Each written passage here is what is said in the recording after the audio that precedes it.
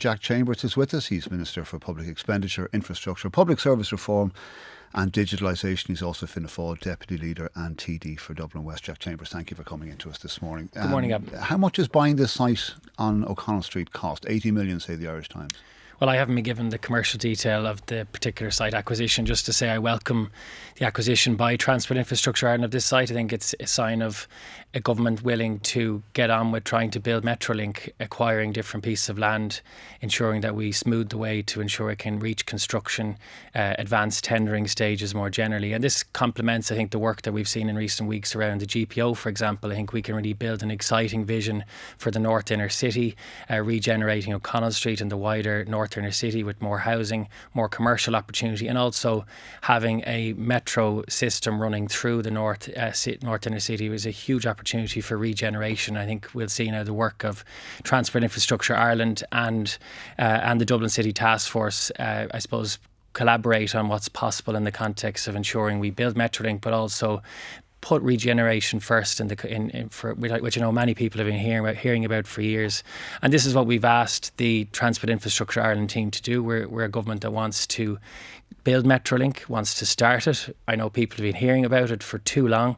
We've prioritised it in the sectoral investment plan with Minister O'Brien in terms of transport investment, and government will have to make a finalised decision, as Samantha said there, in the early autumn around the costings which are being finalised presently. When will it be built? So it'll probably take about a 10-year timeline to build. And give us a date. Well, I know you've had previous ministers in here giving specific dates. Just to say that it'll probably take about 10 years to build, and that's a kind of realistic time. So it'll be into the mid-2030s, I expect, at the earliest. That'll be completed. But I mean, that has to be.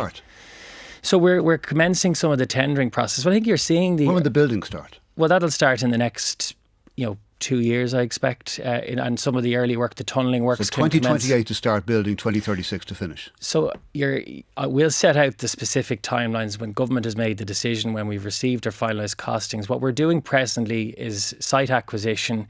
We're doing tendering around some of the early construction works which will take place, and we want to see it commence. It's a massive project for the city of Dublin, for wider housing development in our country. Autumn, did you say? Were you not supposed to decide this before the summer?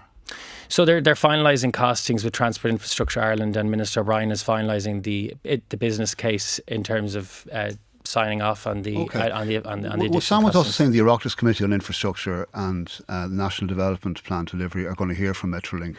They've already given submitted costs to government higher than the 7 to 12 million euros. So what are they updating it to? What have they said? So government has to be submitted to government formally, and we'll set out the detail of that how much? I haven't been given finalised costings yet. They're being worked through by the major projects advisory group in my department, being assessed, being evaluated with the Department of Transport. Well, the Department of Transport last year suggested it might be up to 23 billion. Is that right? I'm not going to speculate, apart from to say that obviously the costings that were outlined in 2021 have obviously been revised upwards when you take the inflationary impact of construction and some of the other cost impacts, and government will have to make an informed decision of that when all of that has been put together in the context of business case. And I'm happy to engage with you and everybody else on that when we've received that information. You don't know how much it's going to cost. Well, there's Michael McDowell, the former Justice Minister and the Attorney General, writing today in the Irish Times. He asks a lot of questions about MetroLink. But he asks, is there an outer limit for the final bill for MetroLink? Well, that's the informed decision government will have to make when we've received the final business case and the cost range. And when that's concluded, we'll be able to set out the detail of that. That has yet to conclude. So will you set an outer limit? You don't know what it is now, but will you set an outer limit? That will be set out by government when we've received it. So we have yet to receive the formal limit or the formal cost range which is being finalised within government, and when we receive that we'll set it out in detail about the transparent decision that we'll make in the context of you'll be given an estimated cost. That's yet to conclude. Michael McDowell's question is, will you set an outer limit, say that this much and no more? We'll be doing everything to ensure value for money and ensure that it's delivered. Doesn't sound like a yes to me. Well, I think we have to make an informed decision, Gavin, and I think that work is concluding. That's concluding in the Department of Transport, engaging with my own So you don't department. know if you set an outer limit? No, I'm saying we will make an informed decision on the basis of the costings that we receive, and we'll set that out when that concludes. He also asks why your department has never done a proper cost-benefit analysis of MetroLink or looked at whether there might be cheaper alternatives. Well, the Department of Transport has considered different alternatives, and they've published that in recent years around. They've set out very clearly from a transport perspective how MetroLink is critical around wider housing supply in North Dublin to build low carbon transportation. Connecting, having a rail link to the airport as well is of significant importance. As it looks at alternatives. As we increase, they've examined. I know there has been examination, for example, of extension of the DART was examined in previous times. There's been other consideration of other transport options, but I think Metro is critical for a wider development of our city, and a cost for benefit housing analysis, supply. has that been done? There's extensive cost benefit analysis, and that's what government will receive when we make a final decision on Metro in the early autumn. It'll be completely informed by cost benefit analysis and the need for obviously wider capital appraisal and obviously assessing the wider risks as well. And it's a significant investment. He says you haven't published one yet. Is he wrong? Well, I'll have to check with the Department of Transport what they've published, but they have set out the rationale about why Metro matters in terms of the development for Dublin, and I think we're a government that wants to build big infrastructure.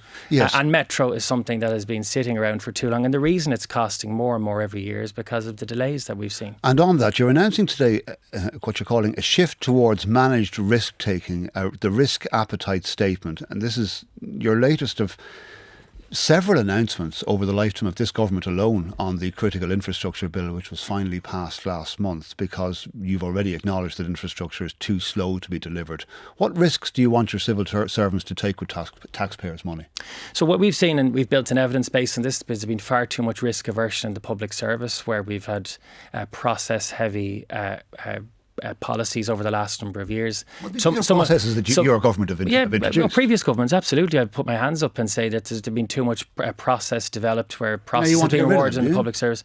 We want to rebalance things. We need to have a more proportionate approach to risk taking. Okay. What risks do you want your civil servants to take? So what we're saying is, when it comes to risk appetite statements, we're examining financial delivery risk, for example. So how do we have parallel site acquisition, for example? How do we forward purchase materials in the context of infrastructure? It means that we'll have front loading of delivery across a lot of the infrastructure projects, where at the moment we've had sequential decision making.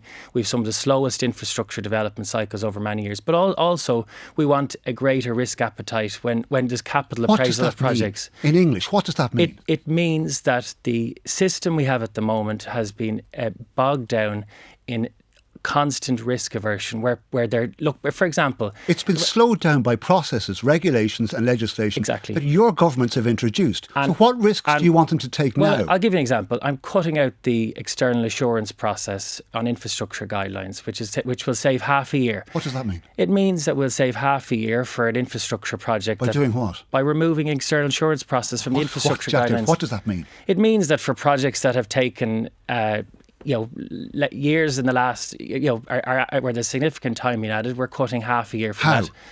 By removing the process, that element of the process, the external assurance process in the infrastructure guidelines. I have no idea what that means. Well, you're saying you don't have an idea. I'm telling you what it means. So previously there was an external assurance process for in the infrastructure guidelines. What's an external assurance process? So that was where there was an evaluation externally of an infrastructure project that's being removed, so that we fast track a project, for example. But what we've taken is the evidence base that we've seen in terms of infrastructure delivery has been. There's been a clear evidence base that Ireland has had significant risk aversion across the public service, and the risk appetite statements is giving a signal and a direction to public service. You've got to throw caution to the wind with taxpayers' money. To promote greater speed and efficiency of delivery of infrastructure, because the present system that exists in Ireland is too slow, projects are taking too long, and that has significant social and economic costs. And I would say to you, the cost of delay is significant. The social and economic costs of not building some of the transport, the energy, the water infrastructure systems that are taking far too long. And you've been making that point for quite some time. Exactly. It's taken 2 years to deliver a bill to speed all well, this that's up? not true. I published a bill in the spring. I passed it in the summer. I passed the bill in record time. The government have been talking about this since getting into government. I published an action plan at the end of December. All of the quarter 1 actions have been delivered. So you're incorrect to suggest that it's taken 2 years, Gavin. I hope you correct the record on that. Apologies. And time will tell us to whether these deliveries happen. We'll be talking about legal aid shortly. We've already heard of a case of a man charged with the murder of his wife with no solicitor while he was in custody. Are prosecutions going to be put at risk because the state can't provide legal representation to defendants? Well, Minister Callahan has assessed this with his officials in the Department of Justice, and they assessed 350,000 cases over 2023 and 2024. And there was a clear evidence base that the criminal legal aid scheme, the expenditure line in that was significantly increasing from €19 million in 2015 to €37 million in 2024, despite volumes in the district court, criminal case volumes decreasing. And what he has set out to do is to have a flat fee of €520, which has a weighted average of about 5 appearances, when in fact there's in cases that don't require criminal legal aid, it's 3. And I think he has to examine the evidence, try and promote greater speed and efficiency in terms of throughput through the courts, and again he said he'll keep this under review. But we want to see the system work. We want to see it victim focused. But every minister has to assess potential reforms which can work in the interest of everybody involved. In the meantime, as we mentioned, there are now people who are being questioned by Gardaí without solicitors present. Is that putting prosecutions at risk? Well, look, we've provided a system that's there, and I would encourage and ask solicitors to cooperate with that. I mean, it's a reform which has been developed and progressed by Minister O'Callaghan on the basis of trying to reduce the number of adjournments, improve the amount of efficiencies in the system. And I would ask and appeal to solicitors to engage with that, and he's been clear that he'll keep it under review. Finally, the front page of the Irish Independent this morning: RTE needs extra bailout as 1 in 5 no longer has TV. Will they get it? Well, there's been no consideration of this within government. All I would say on RTE is there needs to be continued reform, restructuring and reduction of the cost base within the organisation.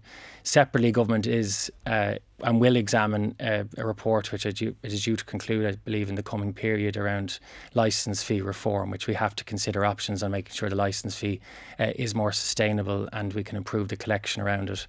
And we'll consider options around that in the next number of months. Whatever about people paying the licence, if less people need it, then there's going to be a that's why we have to examine the wider system. I believe in public service media and ensuring there's sustainability of funding, but we also have to ensure that there's continued discipline in RTE about restructuring the cost base and ensuring that in parallel we examine licence fee reform, and this government will consider that when the group that was established concludes its work. Jack Chambers, Minister for Public Expenditure, thank you very much for coming into our studio this morning. We'll have news headlines next.